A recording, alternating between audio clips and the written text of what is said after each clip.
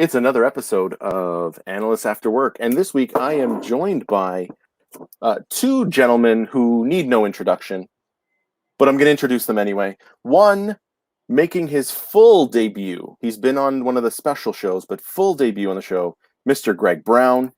Hi. Oh, I think Amy's here. Hi, Amy. And making his return, of course, another guy who needs no introduction, my podcast co-host, the Business Not As Usual podcast, Michael Martino, coming back at you.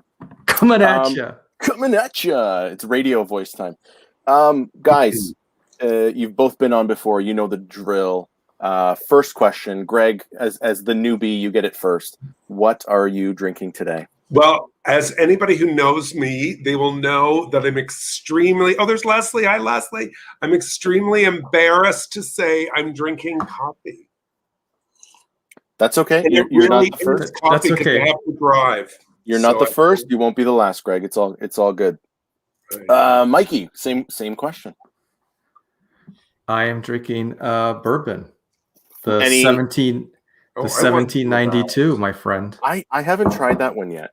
It's tremendous. You turned me on to I was a Scotch guy, and then you got me into bourbon. Went from the Basil Hayden's, which I am having today, but then you turned me on to the Bullet bourbon, which is also pretty solid. But I've just placed a large order with the LCBO for non-bourbon, so that should be interesting. Ooh. So yeah, I'm doing gentlemen. Cheers to you. So, whoa! After a coffee, that hits a little different. Mm-hmm. That hits different, as my kids it's say. A little different. So this one is going to be sort of a crossover episode, as I've introduced. Mike is my co-host on the Business Not As Usual podcast. Everybody that's here today should like and subscribe to the Business Not As Usual podcast, available where all your podcasts are found. But we thought that, having you on, Greg, we would talk about things in your wheelhouse so that we can actually maybe leverage this as a podcast and just have fun talking about all of the different things that you've got going on. But before that, where can people find you? What are some minor publications, Greg, where they might be able to read your stuff? Well, Project Times. Yes. BA Times. Yes. Do you want any fancier ones? Because those are pretty fancy. Greg, I'm volleying it up for you. I want you to spike down the fancy ones. Oh, yeah.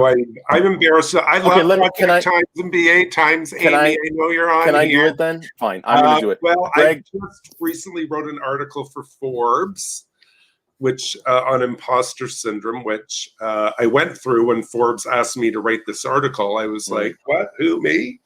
So obviously I have some expertise in it. And Rolling Stone saw it. So Rolling Stones asked me to write an article, but I'm taking a little bit of a different tactic with them. So because of a different audience. So just name drop a little bit. Forbes, Rolling Stone, Project Times, BA Times. And Serendipity. Well, Serendipity is different, but the most fun. It's different. Obviously, it's going to be the most fun. So yes, I'm looking forward to that because it's going to be not our usual standard thing. I think that was the hope. So you mentioned about going into a bout with imposter syndrome. It is well documented. My own battles with imposter syndrome. What? How did you handle that? How did you get over it? And what did you learn anything through that process of writing? Well, one of the interesting things when I was looking at the research around it was that according to the Internal General Medicine something or other, it's like a Journal of American Medicine, New England Medicine. And the reference is in the Forbes article for those of you that really care. But but it did say that 82% of people tend to experience imposter syndrome. Mm-hmm. And, I agree with that, but I think the other 18% are lying or are not clued into it, that they're actually going through it, right? So I think we all go through it anytime we're forced to step into something new that may be out of our comfort zone. And I think we also, certainly what the research shows and what I've experienced, I'm sure many of the people listening, is when we don't see ourselves represented in sort of the world that we might work in. Yeah, Leslie says 18% are narcissists. Yeah. I was going to say sociopaths, but yeah. Yeah. Good point. There's probably some truth to that because they don't see it. But everybody does. But when you don't see yourself, if you're a woman being moved into a leadership role and you don't see yourself represented at that level, you're going to experience imposter syndrome because you don't see it. And I think the thing is, the more we practice stepping in, we build those change muscles that make it easier. I do things all the time. I don't feel like an imposter, but when things are a big stretch, like my first keynote I ever did all those years ago, it was probably with Amy, actually. I remember being up on stage and from hundreds of people going, oh my, who are people to listen to me? Even though I have confidence and self-esteem and all that hoo-ha, there's still a bit, because it could be nervousness, it could be lack of confidence. But as you step into new things all the time, it becomes easier, I believe. Yeah. It's funny. I use this quote that I heard as I was sort of exploring this, which is like, imposters never feel imposter syndrome. And that's that other I would 18, agree with that. Other 18%, right? Like that. Yes. If you're a fraud, yes. you don't recognize that you don't have these feelings of, am I a fraud? And I think that's a normal thing. I know I am nervous before I step on stage every time. Good. Like it's because you want to, yeah. But I attribute that to imposter syndrome, where it's like, is this the time? Is this the keynote, or is this the session where people actually find out that I'm completely full of it? I don't know anything. Who am I? Yeah, and so it still boggles the mind. Yes, Steve said there's got to be a percentage that just doesn't care. Steve, I agree with you. I think there are some of that, and it might go to a little bit back around what Leslie said, where they don't have that necessarily self-examination around that, right? It's like the definition of competence. The definition of competence is knowing what you're good at and knowing what you're bad at. So people that think they're good at everything are not. Right. And we no offense. Yeah. I was gonna go a political route, but I'm not gonna do that because some people just think they're great at everything and they're not good at anything. Mike, you're I don't know if you know that you're on mute, but it looks like you're trying to talk and speaking of imposter syndrome, I went through a little spiral yesterday. We were trying to record an episode of our podcast. It fell apart before we even got started. Really? And I was like, afterwards, I was like, oh my God, what an idiot. I'm so stupid. I can't believe why does anybody let me use a computer? It was really, really bizarre, but it's something that I wrestle with, and I acknowledge it probably is something that because of it, I have this nervous, almost like remember Friends? Yeah. Chandler was like the nervous, like that's sort of, you get these, like, I get anxious and then I try to break that tension with humor, and sometimes it works and sometimes it doesn't. Mike, I think you're back. And I think Rachel's right with Leslie. Hear you now. The real imposters are usually narcissists because they don't have any self. The thing we know about leadership is, in order to be a good leader, you have to look at your own leadership capabilities, what you're good at, what not. I always say, get a PhD in yourself. Know what works, know what doesn't. Really study yourself and understand yourself. Yeah. Mike, you seem a pretty confident guy. You ever wrestle with imposter syndrome? Back? Yeah, you're back. Yeah, like right now, because no one can hear me. All right, finally. Okay. I was like asking like 15 questions. I'm like, how come Greg's not listening to me? Well, how about the old Vince muted how about the old purpose. Yeah. Greg's my friend. I'm gonna questions go through me. You don't get to talk to Gregg. This is probably like 10 minutes ago, but I'm just going to keep asking the question. Amy's my real gatekeeper, though. Yeah. We were talking about imposter syndrome and would who wants to listen to me on a stage? How about the old, and because we say this a lot in I teach karate, fake it till you make it, and act like the brown belt before you are the brown belt. How does that go hand in hand with imposter syndrome, or is that just a coping mechanism? Yeah, great question. I will say this. I think it's layered, meaning I think it's okay to fake it till you make it on certain things. If you don't have the skills, for example, to be a speaker or a BA, it can be hard to fake it. However, if you have some education and some training behind you, and the imposter piece is, oh, can I really do this project? Or can I really, work with this team to get this information? Or can I really step on stage? That's different. Then you fake it till you make it. But I think there's some groundwork we need to do. But yet, when we look at COVID, when COVID happened, March 2020 here in Canada, March 10th, I think it was. And, all of us faked it, for the first 3 weeks. Yeah. And we broke through a whole bunch of myths that we had around change and what we can do. Change takes a lot of time, not necessarily. Most organizations went virtual in 3 weeks, and usually it would have said, it's going to take a year. We're going to need to plan it for a year, do our gathering, do our project plan, and take a year to implement. And Steve said some of us just hid. Yeah. I hid for about 3 weeks too. Remember, Greg, it was only supposed to be 3 weeks. I know. Right? Go home for 3 weeks, and then we'll be back, right? We'll be back. Everything will be okay. Everything will be fine. Just 3 weeks at home, no problem. And 13 months later, there we go. So I think that's a good segue into one of your other topics in your Vince is a professional. Which is, I'm prepared for this one. Who? I have to be prepared. Greg is a professional, and I know. I'm just kidding.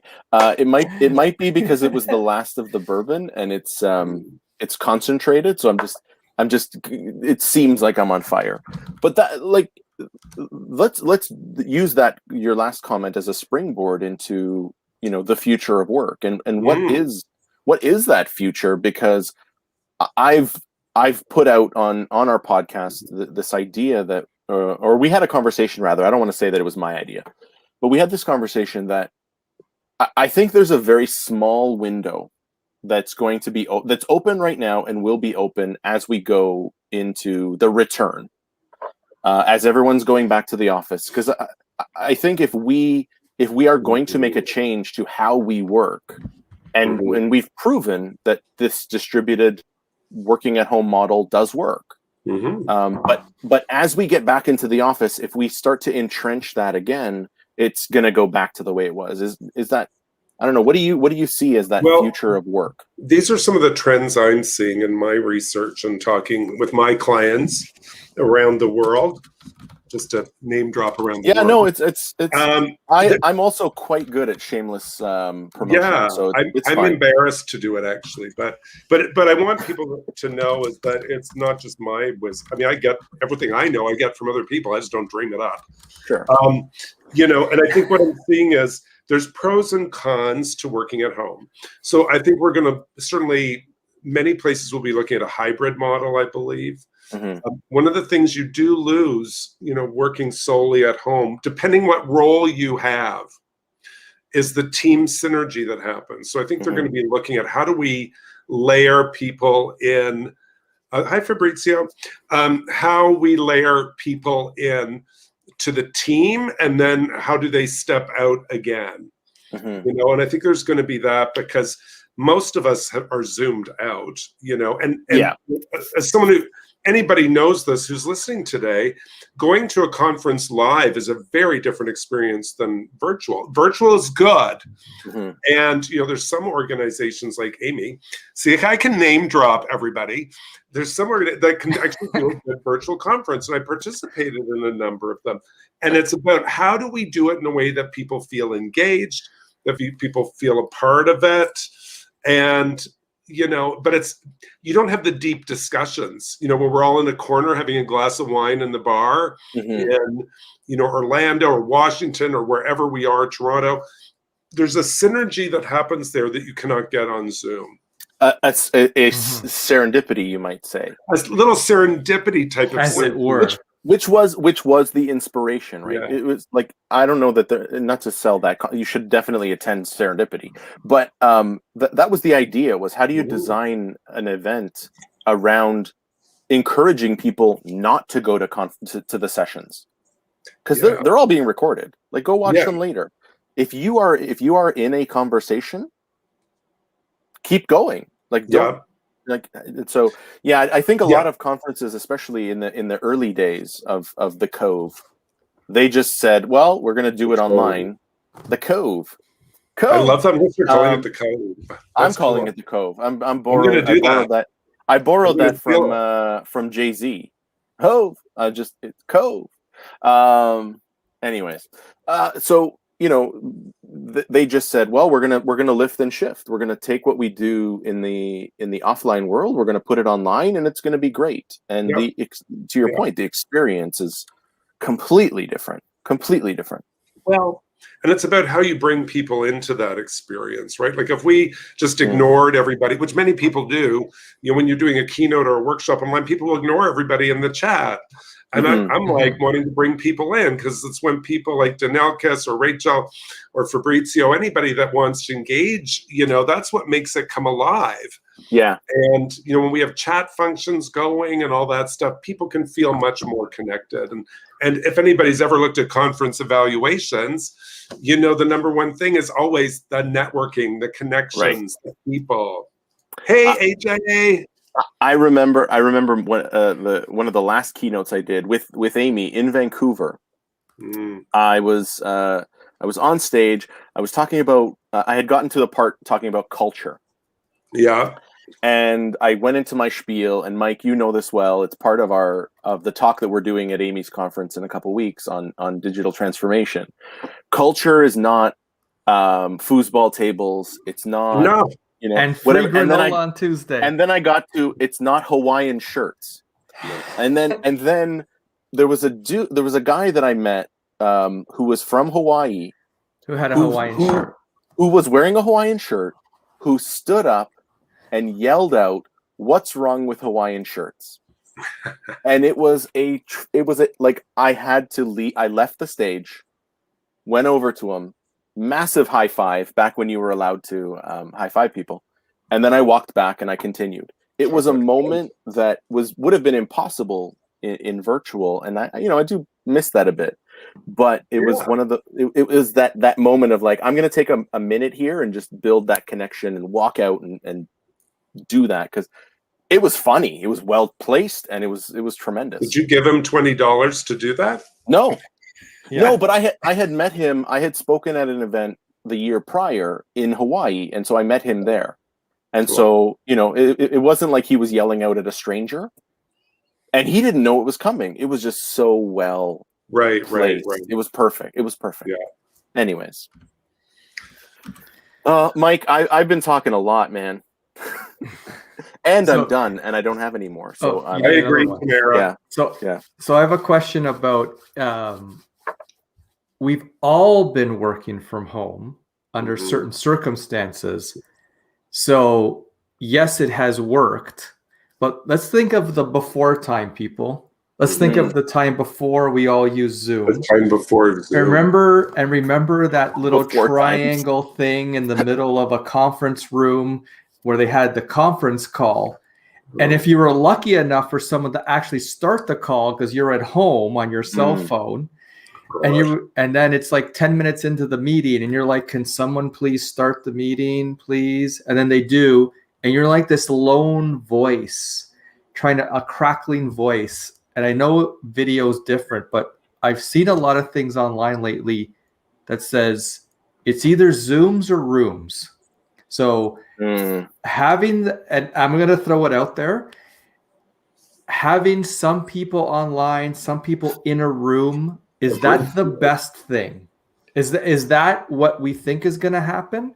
Or is Well, it what you're is either I'm in a interested room? what people are listening? What do they think? I'd like to see Yeah. their comments about that. Well, we'll The we'll time put we it to used them. pants. Yeah, Yeah, that there was a time we used pants. there was a time. Yes, Fabrizio. time Not we- anymore. I mean, well, hold on. We're I'm all wearing wearing. pants. I'm just so hoping you we're know. all wearing pants. Like I'm not going Okay, to ask I anyone. didn't know that was a might- prerequisite of this. Generally, I'll give it's you my not. two. So the question was, what was it? What's better? You mean Zoom or Rooms? Is it? Is I'm it? I guess asking I think the because question is. before it was impossible. I would actually go into the office if there was a big meeting because I would never get my say. You being Yeah. on the so now I get the technology is a little bit different, but is it still people in the room still have the presence as Well, the people on the call? What I Right? will say is this. It's all about who is leading and facilitating that meeting. It's all about that. Right. It's Right. all about that. Oh man. I aim like I don't think it has to be an either or. No, it's about who's Like- it's like you know, when you speak virtually or when you speak in person, it's a different experience. And as a speaker, I have to adapt. Like I have to, when I'm in a room, I can read the room, but online, I'm like, okay, everybody say hello to each other. Okay, let's do this. What do y'all think about this? And do a back and forth, right? Versus, sorry, that's what I was doing too. I just automatically go into what does everybody else think? Yeah. Jared, I'm not disclosing. But not everybody's Gregg though. I am wearing jeans. Well, those are pants. I mean, These are my well, okay. DoorDash jeans. Oh, jeans are You don't- pants. They're not Jeans are DoorDash. pants. You're fine. When Jeans they're are not pants. DoorDash. I think They're Santana. DoorDash jeans. okay. Now we're really kicking it old school. Jordache jeans. Wow. And Amy and I Santana were talking about jeans. DoorDash a while ago. Were you? Well, yeah, because she had her Gloria Vanderbilts. What are Gloria Vanderbilts? Oh my! Like I know who she is. Hold on. If we have to ask, we can't afford them. Hold on, Vince. Greg. I know The who she people is. that are listening online, do you know what Gloria Vanderbilt jeans are? Please post yes or no in the comments. Not even Levi's. Why would I know? Why would I know? Thank you, Amy. It's like, Vince, you don't know what Gloria Vanderbilt jeans are. What Thank are you, they? Danelle Kess. What are they? They're Gloria Vanderbilt is Anderson Cooper's mother. I know that. Fabrizio, you are. He has no idea. Thank you, No Fabrizio. idea. Thank you, Steve. So Gloria Vanderbilt happens to be Anderson Cooper's mother, Yes. and she's That I know. They did that little 80s miniseries, Little Gloria, Happy at Last, and Betty Davis was in, and all these other people. And anyway, she was a painter. She lived in the Upper East Side. She was very rich from the Vanderbilt family. And what was oh yeah.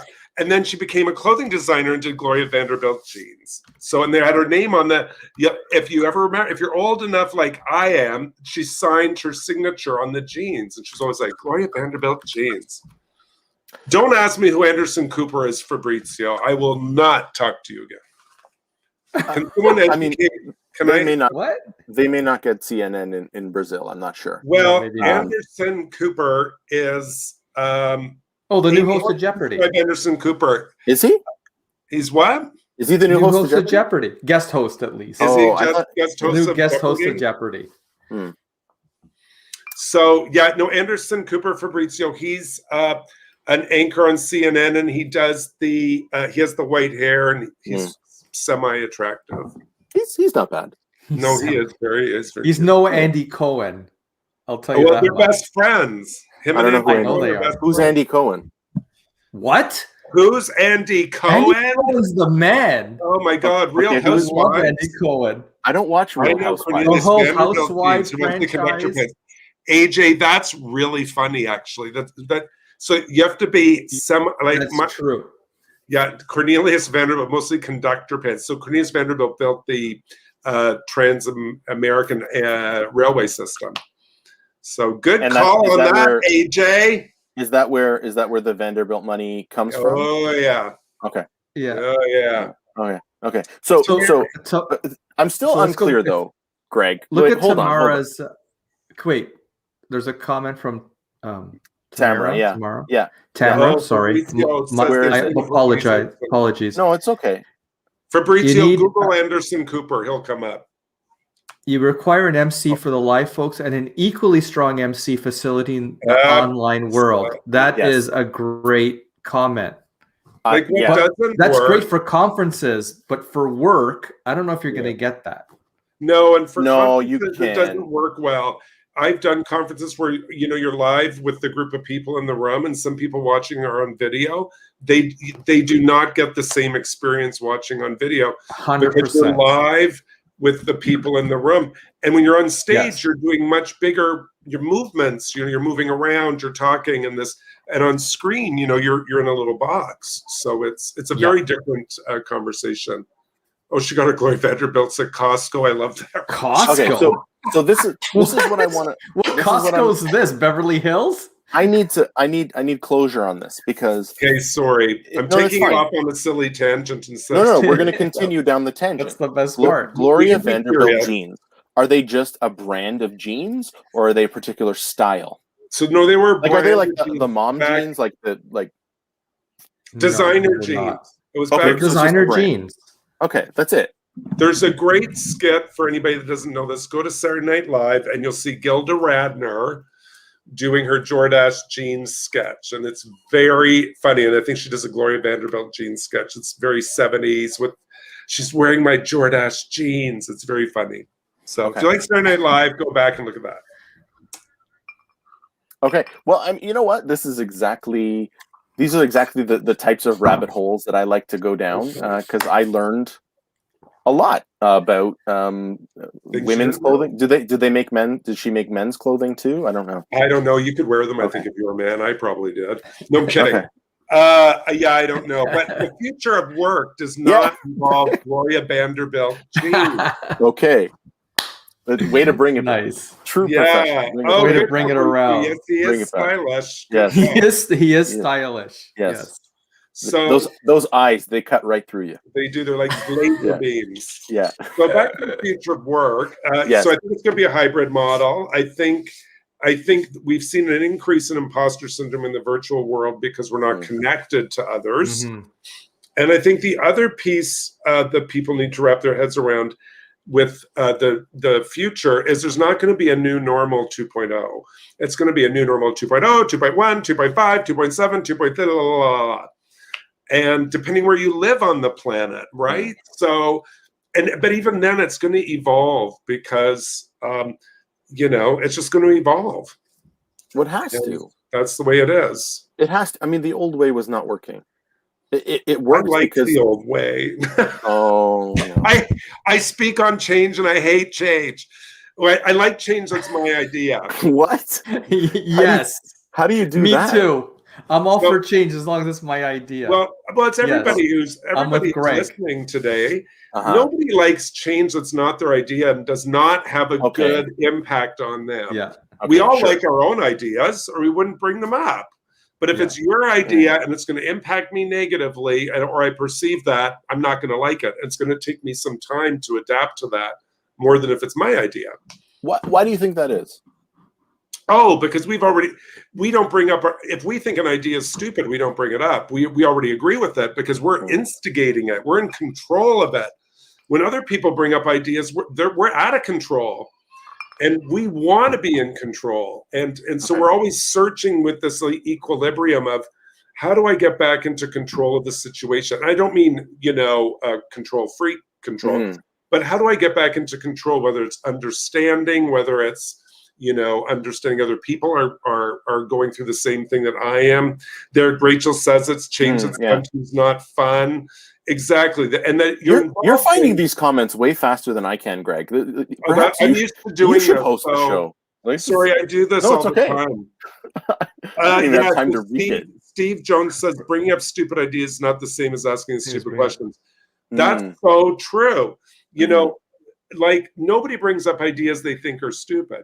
Yet the reality is when we bring them up in meetings, they get shut down often. And ideas need an opportunity to collide for innovation to occur. And so we're already when we bring up an idea, we're already with it. You know, it's Right. not usually fully formed, but we're already with it. Yeah. But if But you it's fully bring formed up an to idea that us. shocks me, Right. then I'm going to be like, yeah, I don't think that's going to work, Vince. I've been here 11 years. Oh, which I hate to hear, by the way. I know. We all do.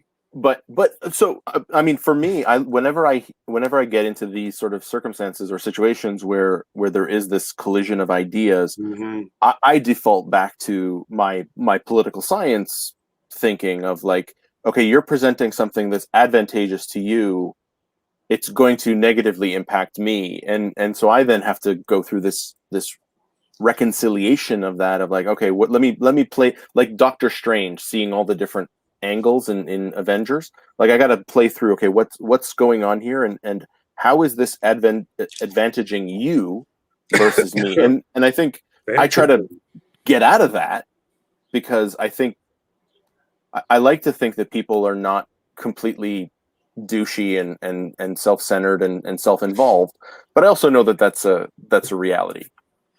Well, so I think for the bingo people, I think advantaging is a bonus word because it's a new word.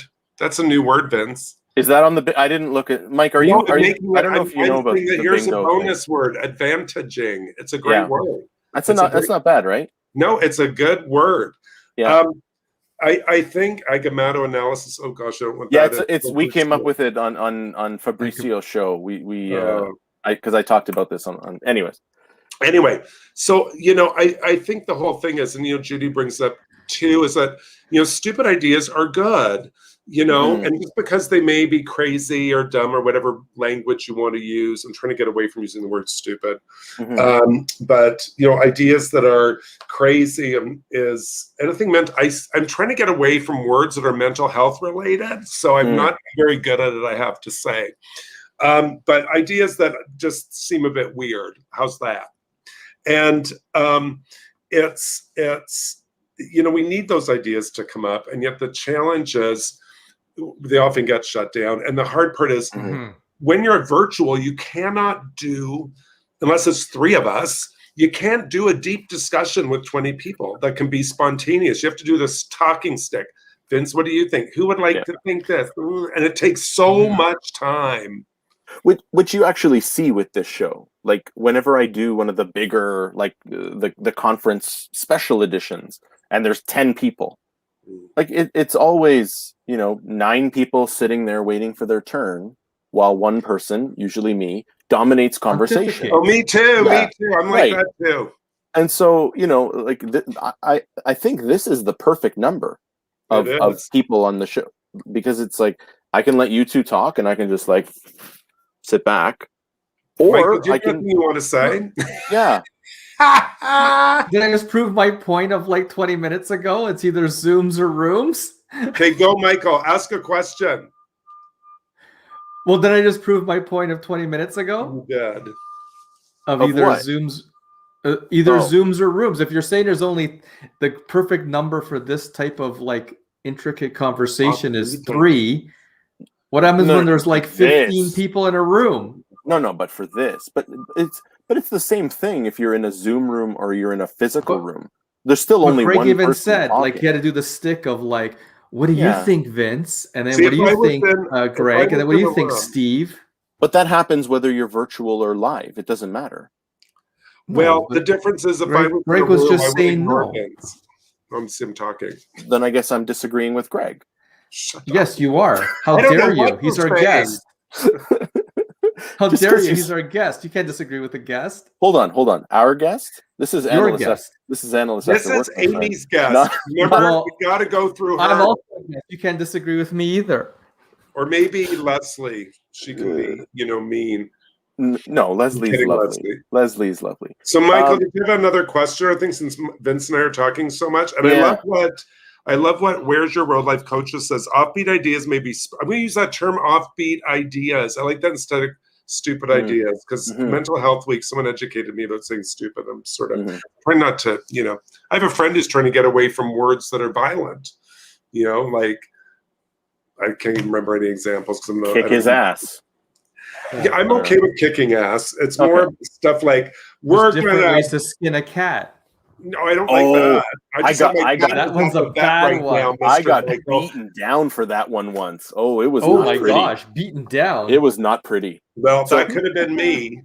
No, it wasn't. Well, it wasn't you, but that's where, and I'm like, okay, well, what is the alternative? Like, what else? And they said there's more than one way to peel a potato. I like that. There's And more so than I've one been way to using eat a that potato. ever since. And There's it's true, right? There's more than one way to eat a cookie. That's right. There's more than one way to drink a glass of wine if I had wine in here. Or maybe I do, maybe I don't. I mean, Greg, you would not have wine in that cup. That that's there's a certain level of classiness. Well, I have had it in a cup. I've had it in a cup at certain times. I have had it in a cup. Okay, we digress. We'll leave that there. Yeah. Mike, what do you got, man? Nothing. You're just happy to be on the show. Happy to be on the show. All right. Have you finished your bourbon yet? No, I'm still. Oh, okay. I have. I'm still. And I don't want to mix in the tequila. I don't know that would go well. And I don't know if you noticed, Greg. I don't think there was a lot of people commenting on the future of work, unless I missed. No, people just want to stay at home. It's a boring topic for 4 p.m. Yeah. All right. Well, I mean, what else you got, Vince? I got nothing. What else you got, Vince? I was prepared for the first 30 minutes, and then I got nothing. Let's just stare at each other. Dream up some stuff. No, I mean, so maybe we can talk about, how did you get into this world? What were you before Amy? You became Amy? No, I'm kidding. Well, Amy's a big part of this, but it's for me too. So yeah, for me too. So how did I get into what world? Like in terms of speaking, the speaking world, the consulting world, yeah. World, so my real sort of flavor for training and facilitation happened when I worked at Starbucks 30 years ago in Vancouver. I was part of the team that opened the first wave of 20 stores. And Greg, sorry, I'm just going to stop you. I always had you here. I always had you here. Now you're up here. Starbucks. Oh, now you're up here. Oh God! But after a year and a half, I realized the writing on the wall. They were either going to fire me or I'd have to leave because they were really ready to scale it, across Canada. Mm-hmm. And what's interesting, most people don't know, is that Starbucks in Canada was started by the team that sort of brought the team were 3 women. And so Howard Schultz, who was in Seattle, this is 89, 91, he was there, and there was the head of customer service, Barbara Reed, and Joanne, I can't remember her last name, and Patty was another one. And they hired me and a couple other people, and we would open all the first range of stores. And so I had to learn how to do training. And I really loved having a flip chart. I'm still I have a flip chart at home just to have a flip chart. I really do in my office because I love a good flip chart. I used to have them on stage when I spoke. I'd never use them, but I just love a flip chart. Don't ask me why, because I like to draw. And then I got involved in working in healthcare and working with people on the street. And I used to teach sex to nuns and teach them how to talk to sex workers on the street. Wait, what? Let's explore that one a little bit more. Can we rewind and go back to that? It's often a story I use. I think I told that story at APC and wherever I did with that. I've not been invited to APC yet, so I don't know. I've never heard the story. Well, so my job in public health was I used to go around as a street outreach worker giving injection drug users in the downtown east side of Vancouver. I used to use the flip chart for that discussion. I did, yeah. Steve, use that flip chart for that discussion.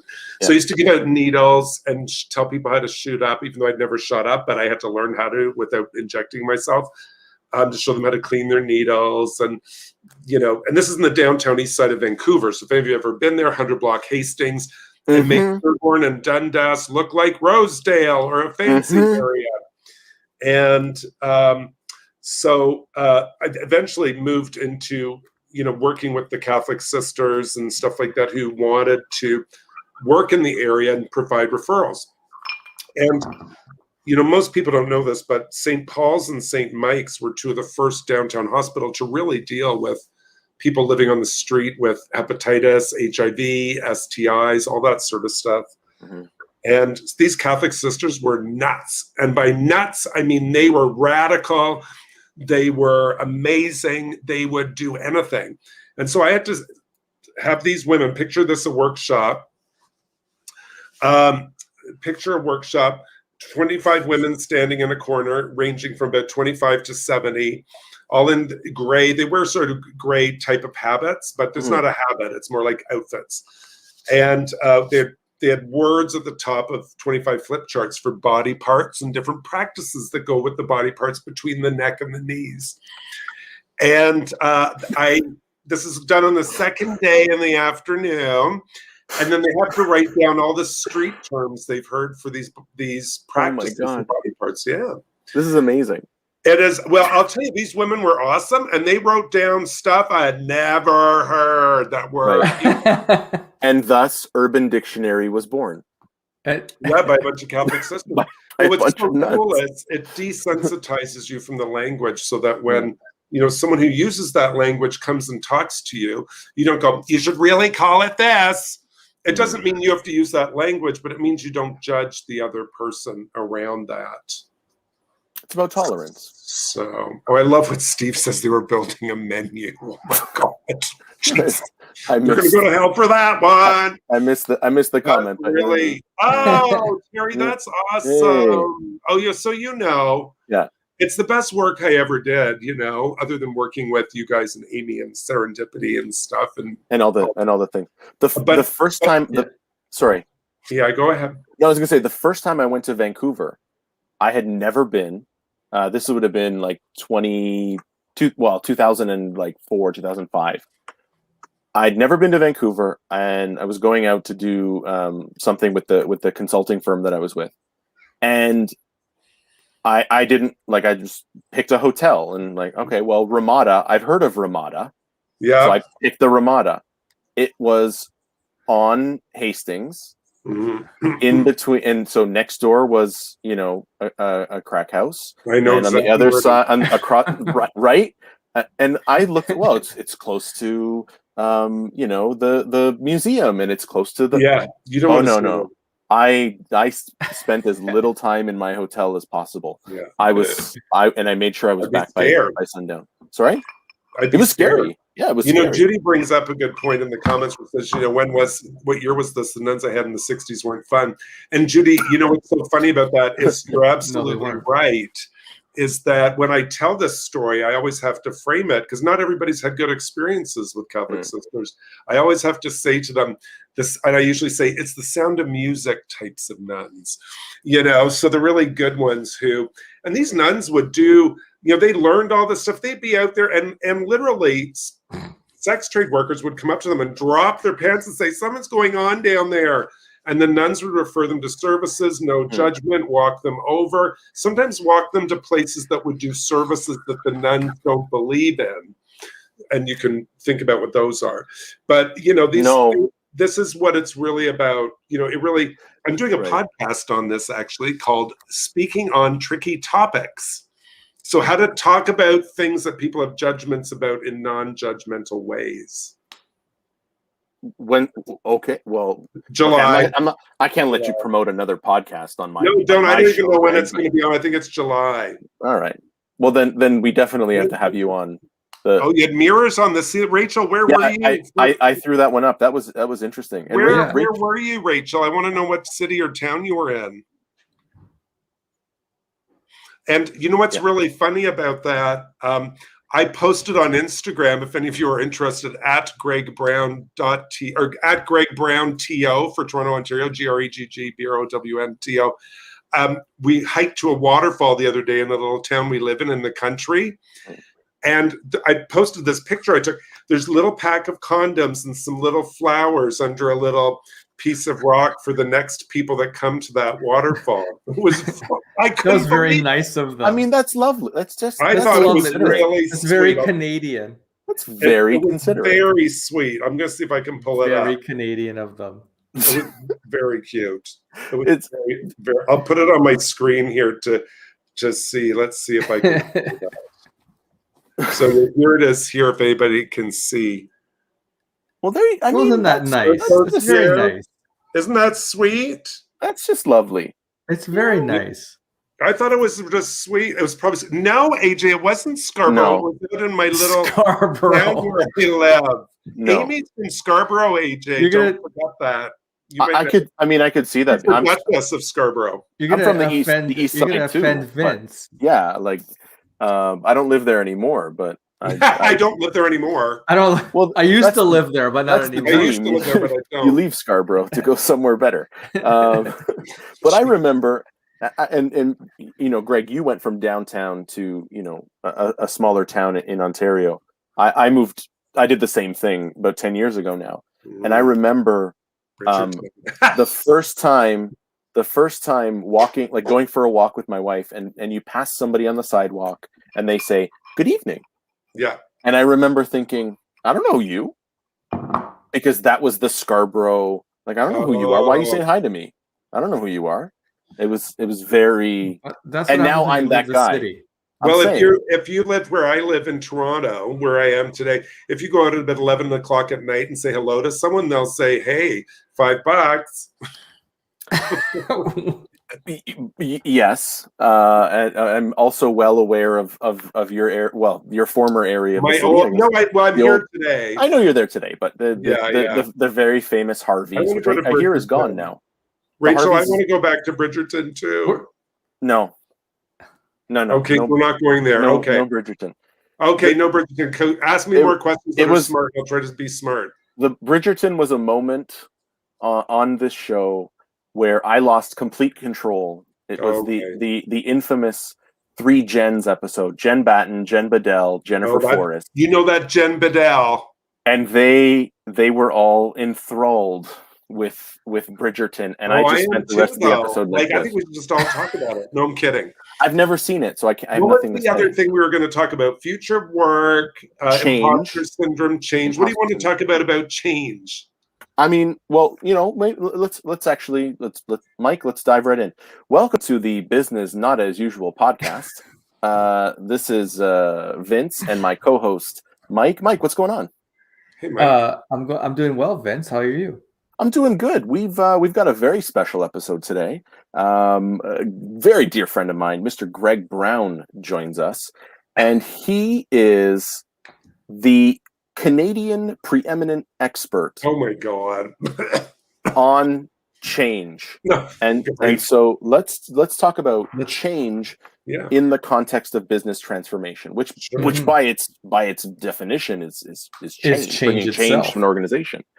Yes. So, Greg, where do you stand on the success rate, or what?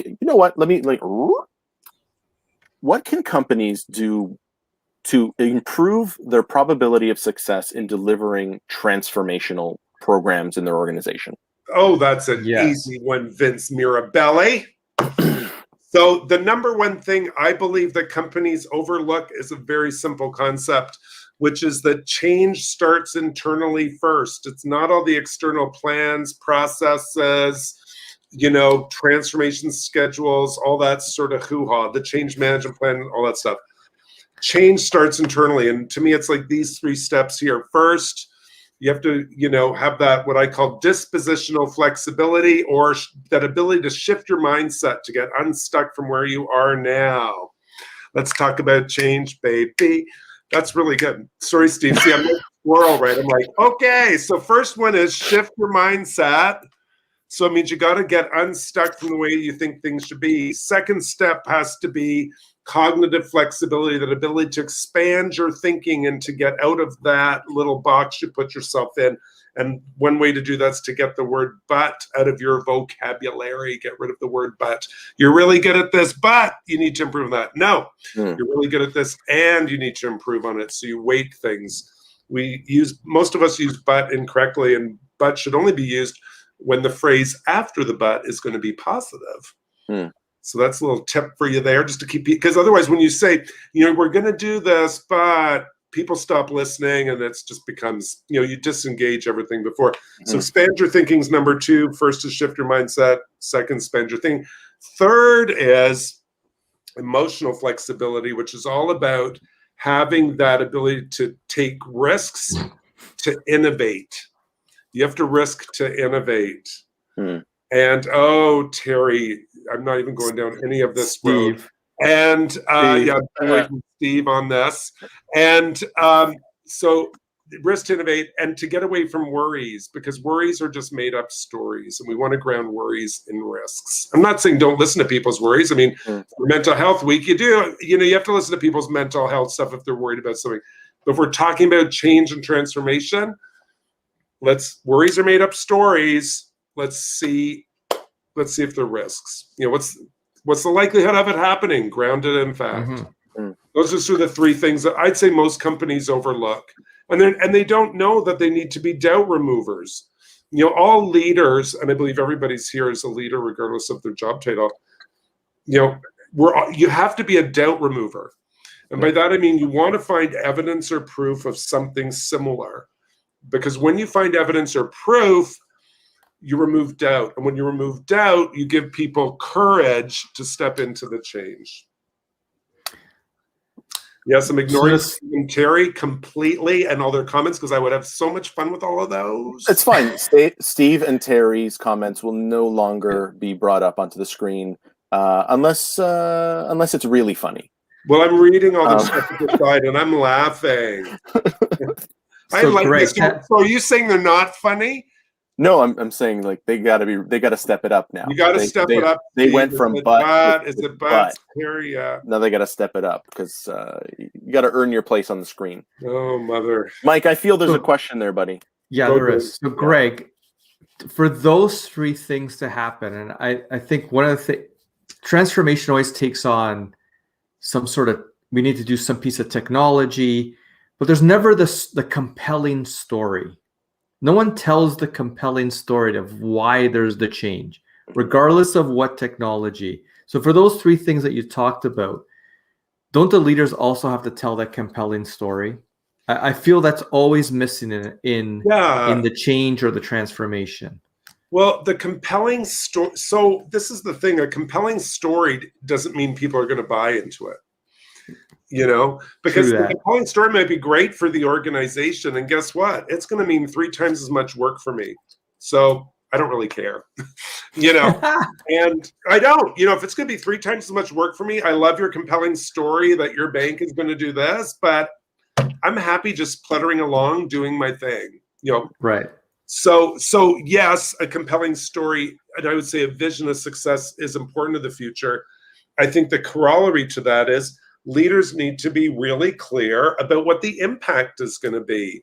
The compelling story is the benefit, but what's the impact? And if you ignore that, we all think you're out of touch with reality.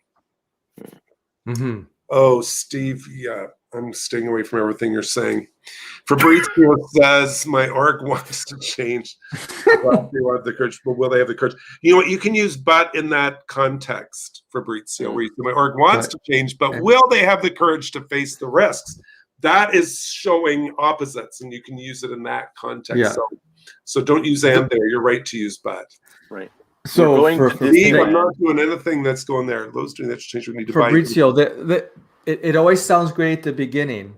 And then when, as Greg said, when there's that failure point, then all of a sudden it's not as cool as anymore. And all of a sudden the higher ups are going to back away. So it's always cool at the start of a project or the change. Everybody's puffing out their chest. It's when you get into it and things are not exactly going, and they're never going to go exactly the way you thought it would be. Well, that's when the leaders need to step up, right? Yeah, and they shouldn't go the way you thought they would be if it's a change, because it means you're either not involving enough stakeholders, you haven't, done enough requirements gathering to get people engaged from different parts of the business that are going to be impacted by it. If it goes logically, linear, perfectly, something's wrong. Yeah, I expect it to be crazy. I would say if that happens, you're actually not bringing any change. I agree. Oh, you're not. Like It's too. Yeah. it's too easy. Like It's change too is hard. vanilla. Yeah. AJ, you're terrible. Oh, the recorder why one. you got me roped in with all these people? They're I mean, all don't read the comments. Oh, they're great Can though. you They're start playing Winds of Change, Vince? Because I haven't heard that song in forever. I don't think love that My was Heart for Will me. Go On. No, we're not doing. Oh, okay. We're not doing Winds of Change. Sorry, No. Vince. I'm taking it off on the tangent. No, I tried. I tried, AJ. Back. It's all good. Amy quite famously played "Stairway to Heaven" on her recorder. Several She plays it for weeks me ago. regularly. Does she really? Yeah. Oh, I know. Amy. So at Christmas, when I played my organ, so I bought one of those $100 organs from Amazon, like a piano keyboard. Yeah, I'm not going down any of that road. Keep it classy, Mike. Keep it classy. Yeah, exactly. Okay, It's like the piano that I can turn into an organ with the chat of a button. There you go. And Amy played the recorder along while I was playing. It was really sweet. We did it at a distance, of course. I was gonna say, we do it over the phone. Amy plays over the phone all the time. Do you really? Yeah. That might be the sweetest thing I've ever heard. Yeah. There you go, Ames. Fabrizio has a question. I'm not sure if it's serious or not, so I might ignore it. This. I made the mistake once of I was doing a webinar and I had a friend on. He joined the webinar and he joined as my wife's name, and so he So he asked the question. That's awesome. He asked the question, and I'm like, "Yeah, I'm not answering that one." And apparently he meant it as a serious question. So he's like, "Oh." He then put in the chat. Well, there's so many double entendres on all of this chat. I'm just like steering away because it's going to go public. And I want to look relatively together. Well, I mean, maybe Fabrizio is thinking of you can use a carrot to whip yes. someone in the butt. So is this a carrot or is Lord Jesus? Maybe we won't go down that road. No, that's fine. That's fine. If Fabrizio,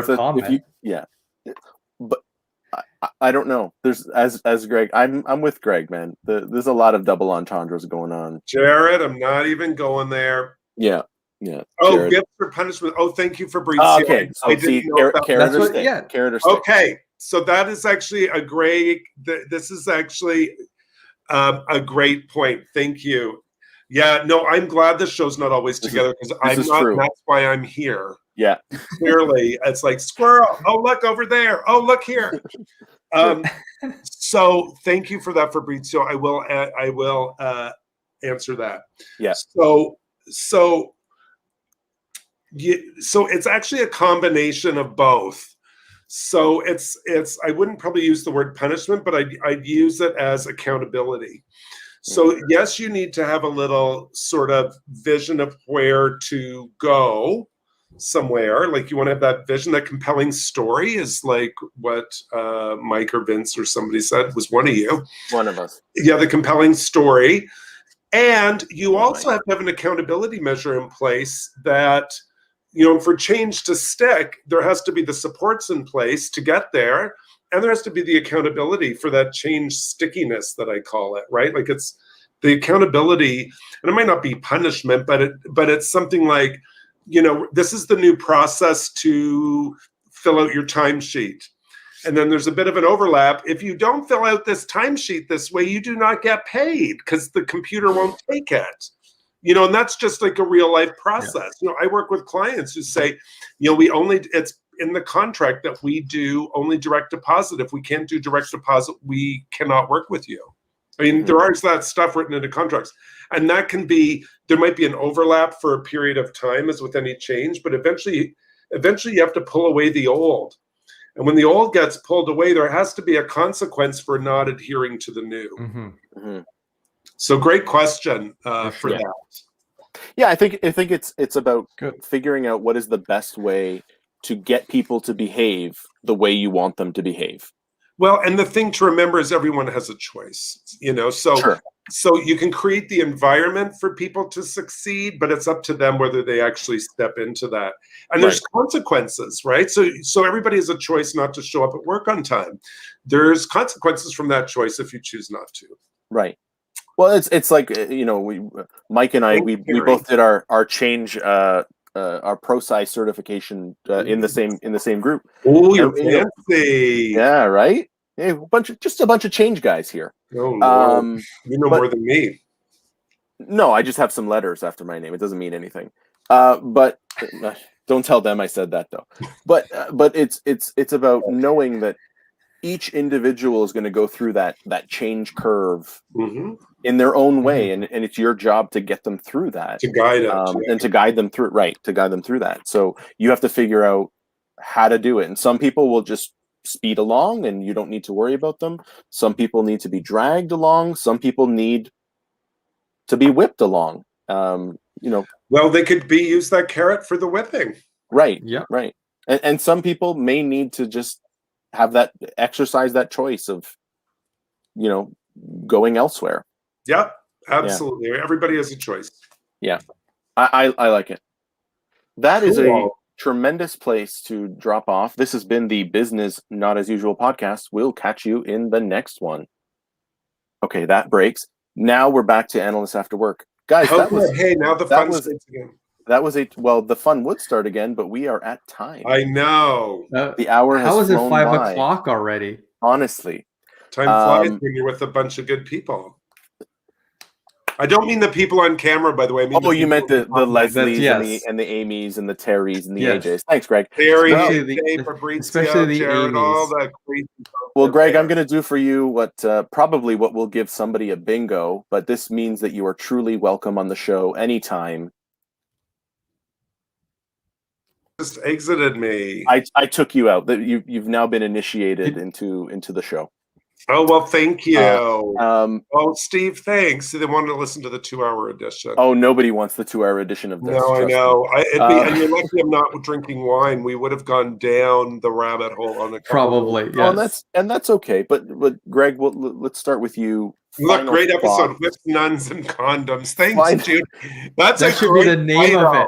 You should title that, Vince. That's a great title. Whips, nuns, that's going to be the podcast episode. But Greg, what final thoughts do you want to leave? Well, if people want to reach out to me, I'm happy to answer any questions. Go to bechangeready.com, or you can find me on LinkedIn. Vince, I'm linked through Vince on LinkedIn, or Amy, or a bunch of you are on my LinkedIn. So let's connect, and go to bechangeready.com, and we'll connect there, and you can ask me anything. Thank you. All right. You got it. It was really fun. I actually had more fun than I thought. That's quick. I don't know what that means. Mikey. Well, I'll tell you, AJ and Leslie and Amy told me it's not a very fun show, so I had to be prepared. Amy was. No, kidding. Amy was scheduled to be on in a couple of weeks, but I'll have to revisit the schedule. She's been taken off the schedule. 5 o'clock. Mike, last word to you, my friend. Greg, this has been awesome. It's always a pleasure being on the show, Vince. So and all the great comments. Thank you so much, and thanks for inviting me back, Vince. Thank you, guys. Anyways, this has been Analysts After Work. You guys don't have to run, but we're going to end the broadcast, and we will catch you next week. Next week, we've got 2 awesome guys, Columbus Brown and John Fraser. Yeah, it's been a while since Columbus was on, so that's actually both of them. So that'll be a good time. But we'll see you next week. This has been Analysts After Work.